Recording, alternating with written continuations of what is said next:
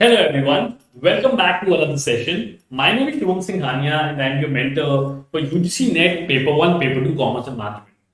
तो आज हम एक बहुत ही इंटरेस्टिंग टॉपिक पढ़ने वाले हैं और मैं आपको साथ साथ ये भी बता देना चाहता हूं that this is one of the most challenging topics from your subject of statistics. तो whether you are preparing for commerce या आप मैनेजमेंट के लिए प्रिपेयर कर रहे हैं यूजीसी नेट, दोनों ही पेपर में स्टैटिस्टिक्स का जो टॉपिक है बहुत ज्यादा अहमियत रखता है. It can either make you और it can either break you. जिसको स्टैटिस्टिक्स आ जाती है ना दोस्तों, उसके दो फायदे हैं. पहली बात तो कि वो यूजीसी नेट के रिजल्ट में एक एज ले लेता है because as compare to other subjects. Finance वालों ने पढ़ी होगी, मार्केटिंग स्पेशलाइजेशन वालों ने पढ़ी होगी, एचआर स्पेशलाइजेशन वालों ने पढ़ी होगी.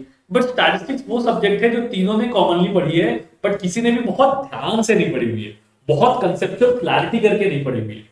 तो जिस भी स्टूडेंट ने स्टैटिस्टिक्स पे कमांड बना ली या फिर स्टैटिस्टिक्स पे पकड़ बना ली, वो अपना झंडा गाड़ देगा यूजीसी नेट के पेपर के अंदर. और साथ साथ अगर आप आगे प्लान कर रहे हो कि आपको पीएचडी करनी है, रिसर्च में जाना है, वहां पे भी आपको ये सब्जेक्ट आपके इंटरव्यू में बहुत ज्यादा हेल्पफुल साबित होने वाला है. ठीक है, तो प्लीज आज के सेशन को ध्यान से देख लीजिएगा.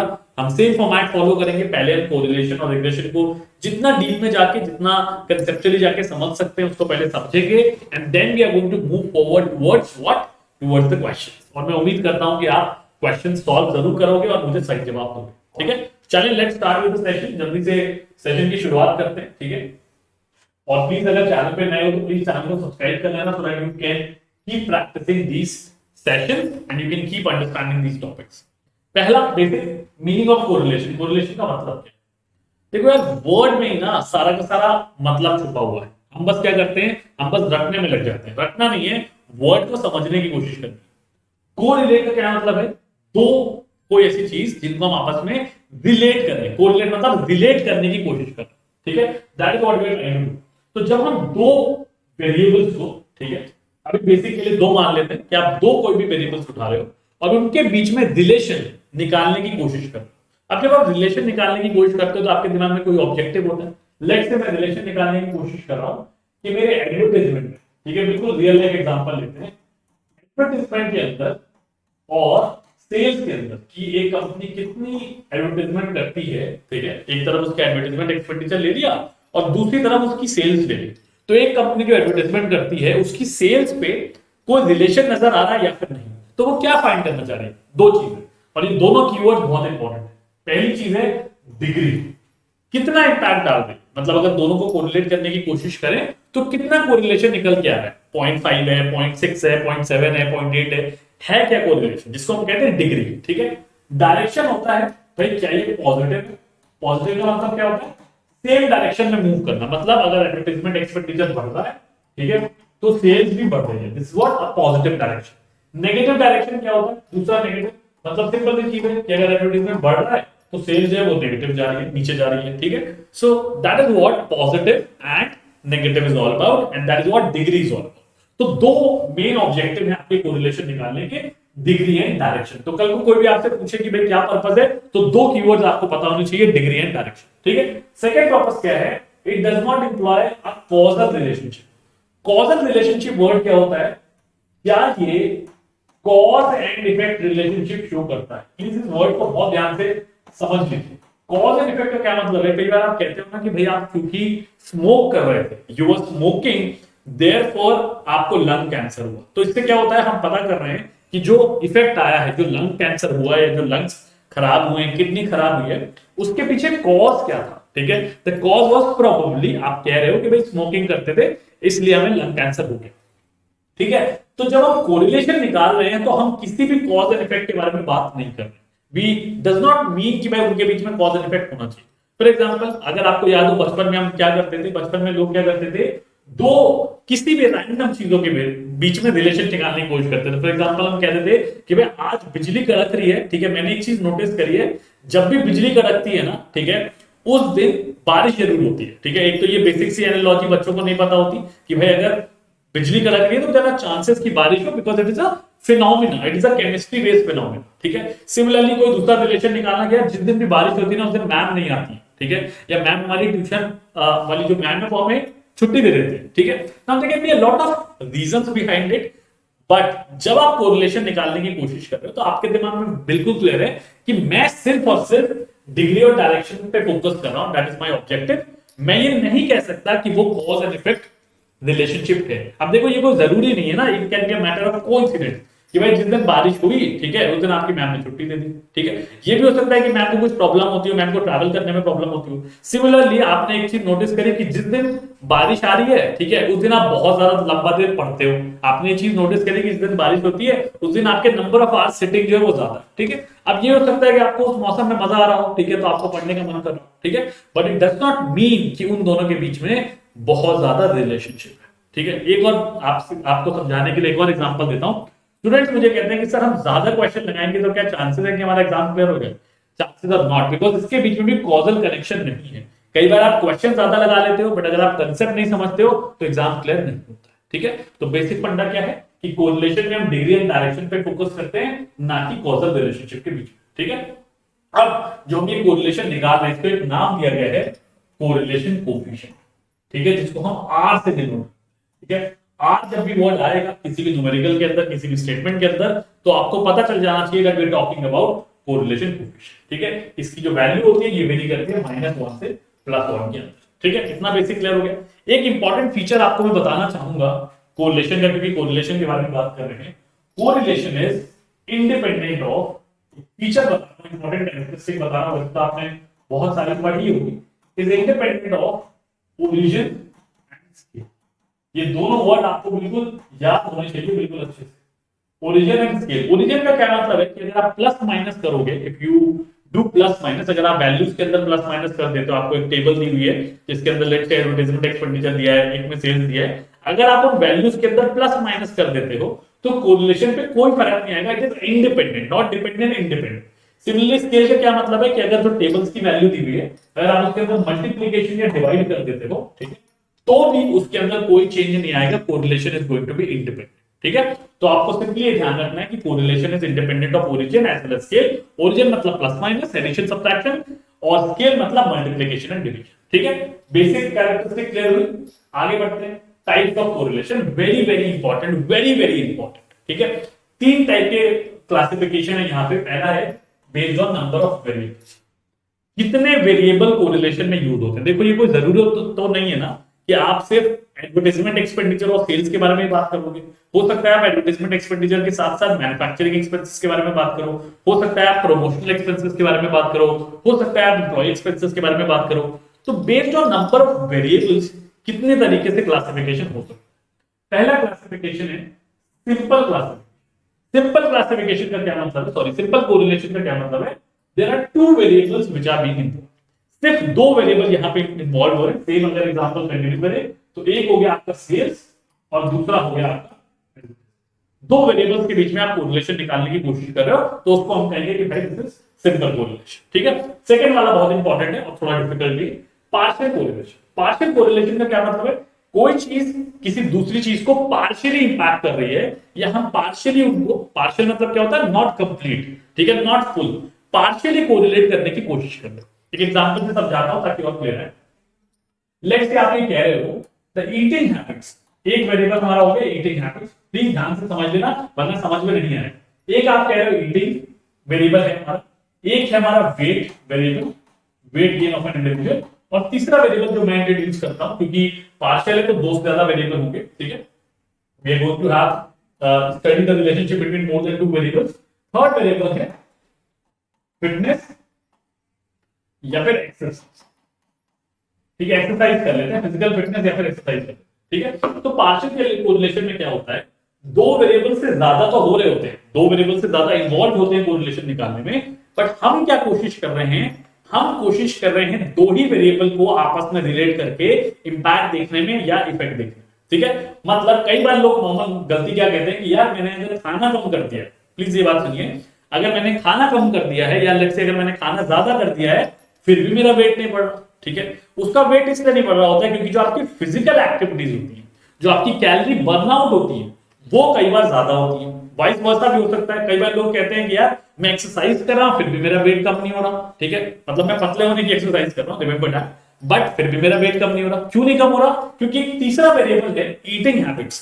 लेट्स से आप जंक फूड खा रहे हैं और एक तरफ एक्सरसाइज कर रहे हैं, तो ये थोड़ा ना होगा कि वेट गिर जाएगा, ठीक है। So therefore there are 3 variables और more than 2 variables which are involved, but as of now you are willing to, आप इंटरेस्ट हैं कि आप या तो सिर्फ इन दोनों वेरिएबल्स के बीच में रिलेशनशिप देखना चाहते हैं या आप इन दोनों वेरिएबल्स के बीच में रिलेशनशिप देखना चाहते हैं, ठीक है। तो दो से ज्यादा वेरिएबल इन्वॉल्व हैं, ठीक है, but only 2 among them would be influencing each other, ठीक है, और उसके बेसिस पे आप रिलेशनशिप देखने की कोशिश करोगे।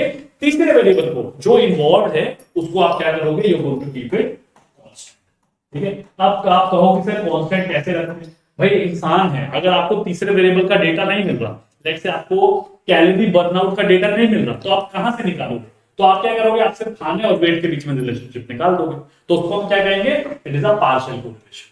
बिल्कुल लॉजिकल एग्जांपल दिया है, आप इससे और एग्जांपल्स क्रिएट कर सकते हो, ठीक है।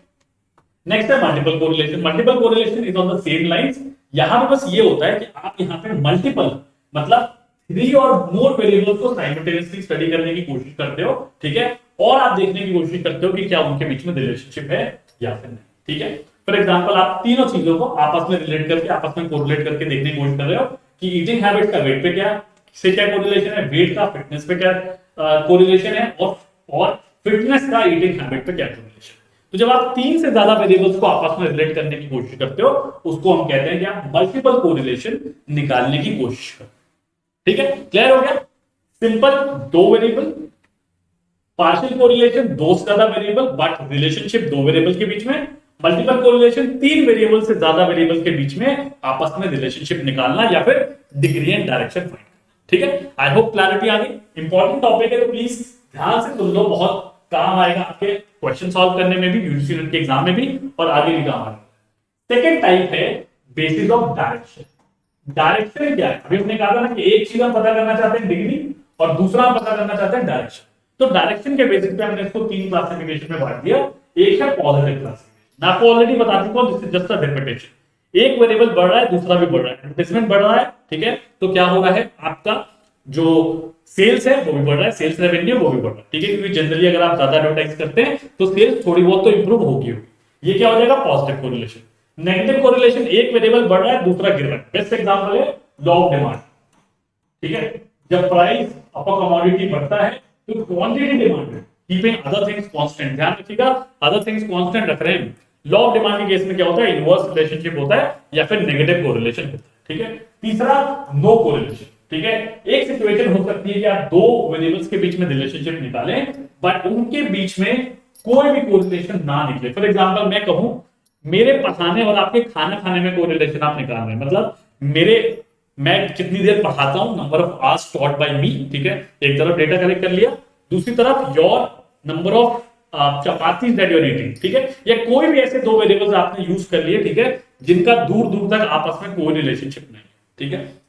So that is going to be termed as no correlation, अगर उनके बीच में रिलेशनशिप नहीं है, ठीक है। यहां पे मैं एक इंपॉर्टेंट चीज बताना चाहूंगा कि जब हम कोरिलेशन के बारे में बात करते हैं तो what we are talking about is Karl Pearson correlation.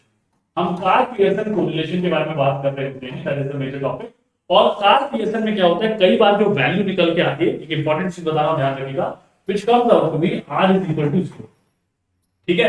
r is equal to 0 मतलब जिसको आप जनरली क्या कहेंगे, नो कोरिलेशन, ठीक है। लेकिन खास बात क्या है कि कार्ल पियर्सन कोरिलेशन कोएफिशिएंट जो एक मेथड है निकालने का कोरिलेशन, वो सिर्फ लीनियर रिलेशनशिप निकालने का काम करता है। लीनियर अभी पढ़ेंगे हम जल्दी से, लीनियर रिलेशनशिप क्या होता है। तो उस केस में क्या होता है, अगर आपकी r की वैल्यू 0 आती है तो इसका क्या मतलब है, इसका ये मतलब नहीं है कि रिलेशनशिप नहीं है, इसका मतलब ये है that there is no linear relationship.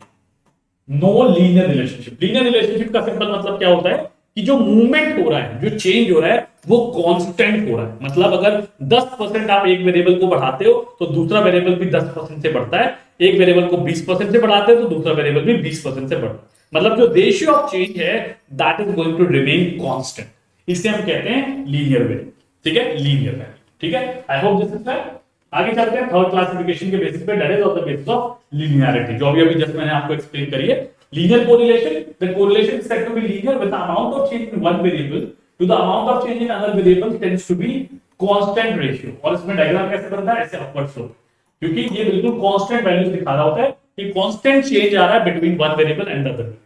Non linear क्या होता है, जहां पे कांस्टेंट रेशियो नहीं होता। फॉर एग्जांपल आपने क्वाड्रेंट बना लिया, ठीक है, आपने इस तरीके से कर्व बना लिया, मतलब any kind of curve where the relationship is not linear. Linear नहीं है तो कैसा रिलेशनशिप होगा, नॉन लीनियर होता है, ठीक है, मतलब वहां पे स्ट्रेट लाइन नहीं बन सकती, स्ट्रेट लाइन को छोड़ के और किसी भी टाइप का कर्व, किसी भी टाइप का डायग्राम बन सकता है। जैसे फॉर एग्जांपल ये किसका कर्व है, क्वाड्रेटिक का कर्व है। ये कब बनता है, जब आप क्वाड्रेटिक रिलेशनशिप निकालने की कोशिश कर रहे हो, तो आई एम श्योर आपको क्वाड्रेटिक पता है, ठीक है, बेसिक मैथ है। क्वाड्रेटिक के केस में ऐसे लगता है, उतना दिमाग मत भी लगाओ, तो सिंपल ध्यान रखो, लीनियर के केस में स्ट्रेट लाइन अपवर्ड स्लोपिंग बनेगी या डाउनवर्ड स्लोपिंग बनेगी, लीनियर रिलेशन स्ट्रेट लाइन होगी, और नॉन लीनियर के केस में स्ट्रेट लाइन नहीं होगी, ठीक है। I hope this is clear. Now the next part, that is meaning of regression. फिर अगर कोरिलेशन का मतलब है डिग्री और डायरेक्शन निकालना, तो फिर रिग्रेशन का क्या मतलब है? रिग्रेशन का सिंपल मतलब क्या है, अब हमने डिग्री और डायरेक्शन की बात कर दी, अब हमको पता चल गया। अब हम ये इंटरेस्टेड है जानने में कि अगर एक वेरिएबल को मैं इंक्रीज कर देता हूं, let's say I am increasing one of the variables, ठीक है, तो उसका इंपैक्ट क्या आएगा दूसरे वेरिएबल के ऊपर। रिमेंबर, पहले हम सिर्फ दो वेरिएबल के बीच में कोरिलेशन निकालने की कोशिश कर रहे थे या फिर रिलेशन निकालने की कोशिश कर रहे थे। अब हम क्या कह रहे हैं कि एक वेरिएबल का impact, the word that I am using here is now impact, कि अगर एक वेरिएबल को मैं बढ़ाऊं तो उसका क्या इंपैक्ट आएगा दूसरे वेरिएबल के ऊपर, that is something what we call it as regression. आप खुद लॉजिकली सोचो, दिमाग लगा के सोचो, दिमाग दुरुस्त करके सोचो कि अगर एक वेरिएबल का इंपैक्ट दूसरे वेरिएबल पे देख रहे हैं, इसका मतलब क्या है, दैट इंप्लिसिटली, मानो या ना मानो, उनके बीच में कॉजल रिलेशनशिप एग्जिस्ट करेगी। क्योंकि अगर कॉजल रिलेशनशिप नहीं है, फॉर एग्जांपल मैं आपसे कहता हूं कि अगर आप बहुत ज्यादा स्मोकिंग कर रहे हो, ठीक है, और हम ये कह पाए कि भाई स्मोकिंग करने से लंग कैंसर पे तो इंपैक्ट ही नहीं होता, तो कोई इंसान क्यों अपनी तबीयत का ध्यान रखेगा या फिर अपनी स्मोकिंग बंद करना क्यों शुरू करेगा। इतने सारे जो एडवर्टाइजमेंट आते हैं जब आप जाते हो मूवी हॉल में या अदरवाइज अगर आप टीवी देखते हो, तो उसके अंदर आ रहा होता है कि भाई स्मोकिंग किल्स कैंसर, ठीक है, या सॉरी स्मोकिंग कॉजेस कैंसर। ये क्यों कहा जाता है, ये इसलिए कहा जाता है बिकॉज उन्होंने रिसर्च करके ये प्रूव किया हुआ है कि अगर आप स्मोकिंग करते हो, देयर आर चांसेस कि आपको कैंसर हो जाए, ठीक है। Of course there going to be other factors which are going to come into play, but of course increase, अगर आप ज्यादा स्मोकिंग करते हो, बहुत ज्यादा स्मोकिंग करते हो, तो उसका इंपैक्ट आपको दिखने लगेगा। तो मतलब मेन डिफरेंस क्या है कि यहां पे एक cause and effect relationship exist करता है between one variable and the other variable, और इसीलिए यहां पे वेरिएबल का क्लासिफिकेशन होता है। One variable is known as dependent variable, ठीक है, and other variable is known as independent variable, ठीक है। फॉर एग्जांपल अगर हम लॉ ऑफ डिमांड को मेजर करने की कोशिश करें, तो इंडिपेंडेंट वेरिएबल कौन सा हो जाएगा, जल्दी से कमेंट सेक्शन में लिख के बताओ। This is going to be price, ठीक है, एंड डिपेंडेंट वेरिएबल हो जाएगा quantity demanded. Why, because quantity demanded is dependent on the price. जैसे प्राइस मूव करेगा उसके रिस्पांस में आपके क्वांटिटी डिमांडेड के अंदर चेंज आएगा, ठीक है। तो ये चीज आपको ध्यान रखनी है। एग्जांपल मैंने यहां पे लिया हुआ है, effect of rainfall on crop yield, rainfall का क्या इंपैक्ट है क्रॉप यील्ड के ऊपर, effect of advertisement on sales revenue, ठीक है। बट आप हमेशा ध्यान रखोगे कि अगर कॉजल रिलेशनशिप एग्जिस्ट नहीं कर रहा है, ठीक है, you can not go ahead with regression. आप नहीं कह सकते हो कि आप सही ढंग से रिग्रेशन कैलकुलेट कर रहे हो या रिग्रेशन निकाल रहे हो, बिकॉज उसके बाद जो रिलेशनशिप आएगा उसको भी हम एक नाम देते हैं स्प्यूरियस रिलेशनशिप या स्प्यूरियस रिग्रेशन, ठीक है। बिकॉज जो रिग्रेशन आप कैलकुलेट कर रहे हो उसका कोई मतलब ही नहीं है ना। अगर मैं कहूं कि भाई बिजली कड़कने से इंसान पास हो जाता है एग्जाम, जितनी बार बिजली कड़केगी साल में उतनी बार एग्जाम कंडक्ट होंगे, तो इसका कोई सेंस नहीं बन रहा है ना।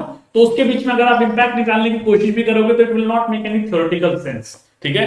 इसीलिए कॉज एंड इफेक्ट का होना बहुत ज्यादा जरूरी है, ठीक है। अब दो तरीके के रिग्रेशन होते हैं, जैसे कोरिलेशन तीन तरीके के होते हैं, अलग अलग टाइप्स देखे हमने, ठीक है, वैसे रिग्रेशन दो तरीके के होते हैं। बाइवेरिएट रिग्रेशन, जब आप एक वेरिएबल का इंपैक्ट दूसरे वेरिएबल पे देख रहे हो, मतलब there are only two variables which are involved, सिर्फ दो वेरिएबल्स इन्वॉल्वड है। फॉर एग्जांपल आप देखने की कोशिश कर रहे हो the amount of smoking done by an individual, the amount of cigarettes let's say consumed by an individual and its impact on lung cancer. दो वेरिएबल हो गए। मल्टीपल रिग्रेशन, जब आप कहते हो दो से ज्यादा वेरिएबल, काफी सारे वेरिएबल इंपैक्ट और इन्वॉल्वड हैं एंड उसके बेसिस पे आप इंपैक्ट देख रहे हो, ठीक है, ऑन द डिपेंडेंट वेरिएबल। अगर मुझे आपको एग्जांपल देना हो तो मैं आपको एग्जांपल देता हूं, सैलरी, ठीक है। सैलरी एक डिपेंडेंट वेरिएबल है, ठीक है। अब सैलरी किन किन चीजों पर डिपेंड करती है, आपकी एजुकेशन के ऊपर, कैसे आपने पढ़ाई करी, ठीक है। दूसरा आपके एक्सपीरियंस के ऊपर, आप बताते हो ना कि मुझे 5 साल का एक्सपीरियंस है, तो उसके हिसाब से आपको सैलरी दी जाती है। ठीक है।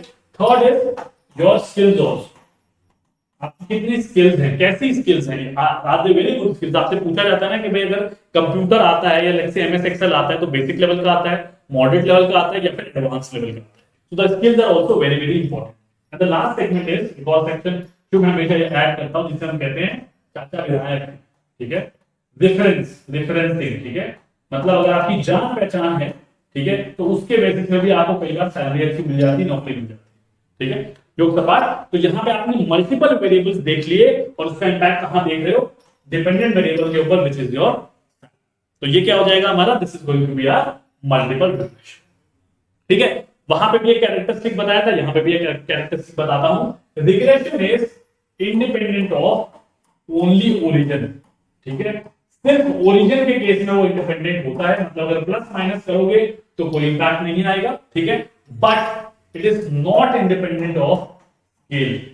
नॉट इंडिपेंडेंट ऑफ स्केल मतलब अगर आपने मल्टीप्लीकेशन डिवीजन कर दिया, ठीक है, अगर आपने मल्टीप्लीकेशन डिवीजन कर दिया तो रिग्रेशन की वैल्यूज जो है वो चेंज हो जाएंगी आपके डेटा के अंदर, जो भी आपने डेटा यूज किया है। ठीक है। I hope the regression is very well clear. Main अगर मुझे समराइज करना हो तो एक ही चीज समराइज करना चाहूंगा, correlation is between degree and direction and regression is between what, causal relationship और कॉज एंड इफेक्ट रिलेशनशिप। ठीक है। I hope this is clear.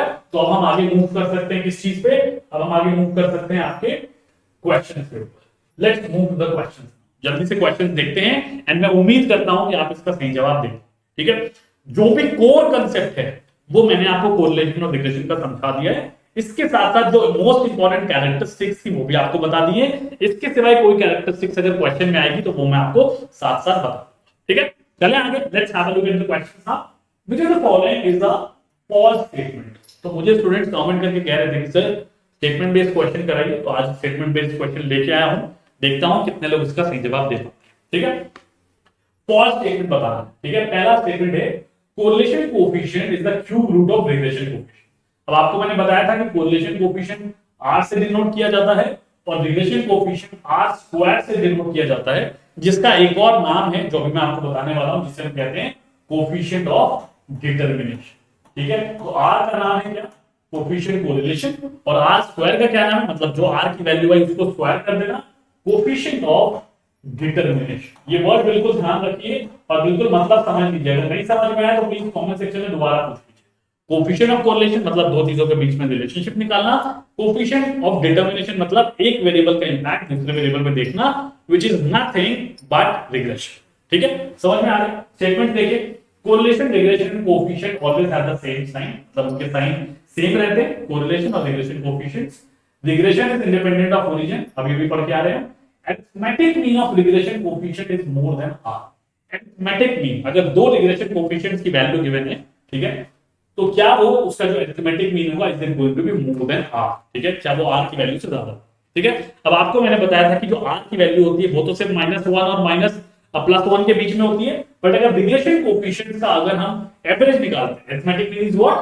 It is nothing but average। ठीक है। ये कैरेक्टरिस्टिक्स है जिसके बारे में हम बात कर रहे हैं। तो एक बार अगर आप कैरेक्टरिस्टिक्स और प्रॉपर्टीज को पढ़ लोगे तो आपको रिकॉल भी हो जाएगा। मैं यहाँ पे समझाता जा रहा हूँ साथ साथ। ठीक है। तो ये हमारे सामने स्टेटमेंट्स गिवन है which are nothing but the characteristics of correlation and regression. आपको बताना है कौन सा गलत है। ठीक है। अब अगर आपने थोड़ा बहुत भी फॉर्मूला देखा है बुक खोल के, तो आपको पता होगा कि जब हम कोरिलेशन के बारे में बात करते हैं, ठीक है, आर के बारे में बात करते हैं, तो हम कहते हैं this is nothing but the square root of regression coefficient. ये स्क्वायर रूट है और ये this is not a cube root. हम ये नहीं कहते कि ये क्यूब रूट है, हम कहते हैं कि ये स्क्वायर रूट है। तो हम यहाँ पे स्क्वायर रूट के बारे में बात करते हैं, ना कि क्यूब रूट। ठीक है। देखा आपने आर निकालना है तो हमने क्या किया, दोनों रिग्रेशन कोएफिशिएंट्स को उठा दिया। इसको हम ये भी कह सकते हैं, we can also call it as, इसको कई बार bxy, ठीक है, एंड byx कहा जाता है। ठीक है। bxy एंड byx का क्या मतलब है, एक के केस में आप x ऑन y देख रहे हो और दूसरे के केस में आप y on x देख रहे हो, looking at y on x। तो दोनों रिग्रेशन कोएफिशिएंट्स को अगर आप स्क्वायर रूट कर देंगे तो आपको क्या मिल जाएगा, you are going to get r which is nothing but correlation coefficient. ठीक है। तो ये बेसिक सा फॉर्मूला है जो आपको पता होना चाहिए था। तो जो पहला स्टेटमेंट है वो गलत हो जाएगा, that means it is a false statement and therefore A is going to be the correct answer. जिन्होंने भी थोड़ा सा भी बेसिक पढ़ा हुआ है, थोड़े से भी प्रॉपर्टीज पढ़ी हुई है, फॉर्मुलाज देखे हुए हैं, उनको ये आंसर जरूर आता होगा। ठीक है, बाकी जितने भी प्रॉपर्टीज है वो मैंने सारी आपको एक्सप्लेन कर दी है। ठीक है, I hope this is clear. आगे चलें सेकंड क्वेश्चन के ऊपर। Let's have a look at the second question. अब ये बहुत इंटरेस्टिंग क्वेश्चन है, तो प्लीज ध्यान से पढ़िएगा। ठीक है, क्वेश्चन देख लेते हैं। The value of correlation, correlation मतलब क्या, अब आपको ये बात पता चलेगी। By researcher is given as to be -0.5, मतलब आर की वैल्यू आपको दे दी गई है -0.5। ठीक है, which of the following statement is correct. ठीक है, अब देखो जैसे ही आपको क्वेश्चन के अंदर आर नजर आता है ना, जितने भी समझदार बच्चे होंगे वो सबसे पहले क्या करेंगे, आर स्क्वायर की वैल्यू निकाल लेंगे। क्योंकि आप ये मान के चलो कि जहां भी क्वेश्चन के अंदर आर गिवन है, ये बिल्कुल मैं आपको की टिप दे रहा हूं, जहां भी क्वेश्चन के अंदर आर गिवन है आपको आर स्क्वायर कैलकुलेट करना ही पड़ेगा, चाहे आप कुछ भी करो। ठीक है, तो अगर आर की वैल्यू गिवन है तो सबसे पहले आप क्या करिए, आर स्क्वायर की वैल्यू निकालिए। जब अगर आप इसकी वैल्यू निकालते हैं it is going to come out to be 0.2। ठीक है, एक और चीज जो मैं आपको बता दूं कि अगर ये 0.25 वैल्यू है, इसका मतलब क्या है, इसका मतलब ये है कि कितना एक्सप्लेन किया जा रहा है। आर स्क्वायर क्या बताता है, अभी हम पढ़ के आ रहे हैं कि आर स्क्वायर किसको डिनोट करता है, कोफिशिएंट ऑफ डिटरमिनेशन को। ठीक है, जिसको हम रिग्रेशन भी कहते हैं। और रिग्रेशन क्या बताता है कि एक वेरिएबल दूसरे वेरिएबल को कितना एक्सप्लेन करता है या कितना इंपैक्ट डालता है। ठीक है, अब आपको मैंने ऑलरेडी आंसर बता दिया, अब एक बार ऑप्शन पढ़ लो। ठीक है, the x variable explains 25% of variability in y variable. The x variable explains -25% variability in y variable. X explains 50%, x explains -50%. Basic common sense अगर आप लगाओगे तो आपको पता होगा कि जब आप -0.5 और -0.5 को मल्टीप्लाई करते हो या फिर स्क्वायर करते हो तो माइनस माइनस कैंसिल आउट हो जाता है और ये जो वैल्यू निकल के आती है this comes out to be plus. इतना तो पता है, बेसिक इतनी बेसिक मैथ तो आती है, तो इसका क्या मतलब हो जाएगा, answer is going to be A. कोई डाउट ही नहीं है, 25% वेरिएबिलिटी एक्सप्लेन करेगा एक वेरिएबल दूसरी वेरिएबल, काम खत्म। अभी मैंने बताया था एक वेरिएबल कितना इंपैक्ट डालेगा वो आप आर स्क्वायर से कैलकुलेट कर सकते हो। हमने आर स्क्वायर निकाला और हमें आंसर मिल गया सीधे। ठीक है, आगे चलें, let's move to the third question now. If the unexplained variation, ठीक है, अब देखो क्वेश्चन को क्या होता है ना, जो एग्जामिनर होता है, जो नेट में जो स्मार्ट लोग बैठे होते हैं, उनको क्वेश्चन को अलग अलग तरीके से मरोड़ के तोड़ मरोड़ के पूछने की आदत होती है। हमारा काम क्या होना चाहिए कि हम इतनी इनडेप्थ तरीके से कंसेप्ट को पढ़ के जाएं कि वो कितना भी घुमा के क्वेश्चन पूछ ले हमें उसका आंसर आता हो। ठीक है, तो यहाँ पे क्या किया मैंने भी क्वेश्चन थोड़ा सा ट्विस्ट कर दिया देखने के लिए कि मेरे कितने समझदार बच्चे बैठे हुए। ठीक है, अब हमने पीछे क्या पढ़ा था, अभी बता दूं, पीछे हमने पढ़ा था एक्सप्लेन। एक्सप्लेन पढ़ा था, एक्सप्लेन किससे डिनोट होता है, आर स्क्वायर।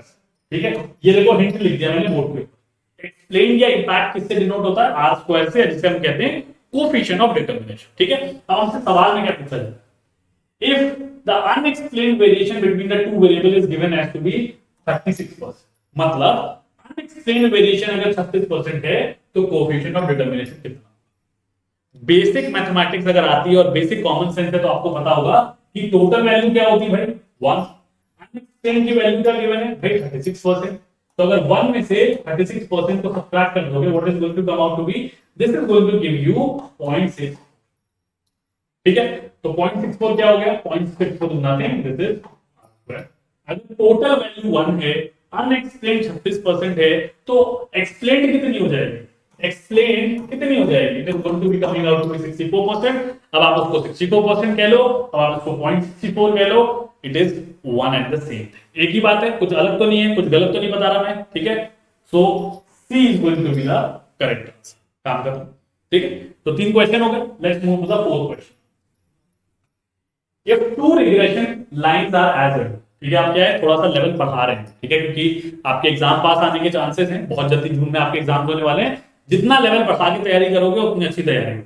मैंने क्या किया, आपके सामने एक इक्वेशन दी रखी। ठीक है, y क्या है, y डिपेंडेंट वेरिएबल है, a क्या है, a इंटरसेप्ट है। इंटरसेप्ट क्या होता है, जिसकी वैल्यू जो है वो चेंज नहीं होती, इट रिमेंस कांस्टेंट। ठीक है, b दिया हुआ है। ठीक है, b एक्स गिवन है, और सॉरी ये एक इक्वेशन है, पहली इक्वेशन है। ठीक है, जहां पे y की इक्वेशन दी हुई है a plus b x. b क्या हो गया आपका, b स्लोप हो गया। स्लोप क्या होता है, चेंज, कितना चेंज आ रहा है। ठीक है, और x क्या है, तो बेसिकली वेरिएबल की वैल्यू है। फॉर एग्जांपल y अगर सेल्स होता तो x की वैल्यू क्या होती है यहाँ पे, एडवर्टाइजमेंट एक्सपेंडिचर, जितना आपको गिवन है क्वेश्चन के अंदर। तो एक छोटी सी इक्वेशन हो गई। दूसरी तरफ इक्वेशन क्या गिवन है, x is equal to c plus d1।